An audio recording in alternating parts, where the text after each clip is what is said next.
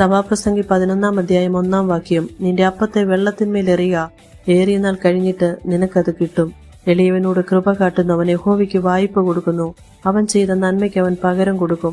കൊടുപ്പീൻ, എന്നാൽ നിങ്ങൾക്ക് കിട്ടും. അമർത്തി കുലുക്കി കവിയുന്ന ഒരു നല്ല അളവ് നിങ്ങളുടെ മടിയിൽ തരും. ഗലാത്യർ 6-9 നന്മ ചെയ്യുകയിൽ നാം മടുത്തു പോകരുത്. തളർന്നു പോകഞ്ഞാൽ തക്ക സമയത്ത് നാം കൊയ്യും. ആകയാൽ അവസരം കിട്ടും പോലെ എല്ലാവർക്കും, വിശേഷ സഹവിശ്വാസികൾക്ക് നന്മ ചെയ്യുക. ശത്രുവിന് വിശന്നാൽ തിന്മാനും ദാഹിച്ചാൽ കുടുപ്പാനും കൊടുക്കുക. അങ്ങനെ ചെയ്താൽ അവന്റെ തലമേ തീക്കനൽ കുന്നിക്കുന്നു. നമ്മെ പഴിക്കുന്നവർക്ക് ഗുണം ചെയ്യുവാനും ശത്രുക്കളെ സ്നേഹിക്കാനും യേശു കർത്താവ് പറയുന്നു. ദോഷത്തിന് ദോഷവും ശകാരത്തിന് ശകാരവും ചെയ്യാതെ അനുഗ്രഹം അനുഭവിക്കേണ്ടതിന് വിളിക്കപ്പെട്ടവരാകിയാൽ നാം അനുഗ്രഹിക്കുന്നവരാകണം. ശത്രുക്കളെ സ്നേഹിപ്പീൻ, അവർക്ക് നന്മ ചെയ്യൽ ഒന്നും പകരവെച്ചിക്കാതെ കടം കൊടുപ്പീൻ, എന്നാൽ നിങ്ങൾക്ക് പ്രതിഫലം വളരെയാകും. നന്ദി കെട്ടവരോടും ദുഷ്ടന്മാരോടും ദയാലുവായവനാ നമ്മുടെ പിതാവ്. അതുപോലെ നമ്മളും മനസ്സിലുള്ളവരാകുവീൻ.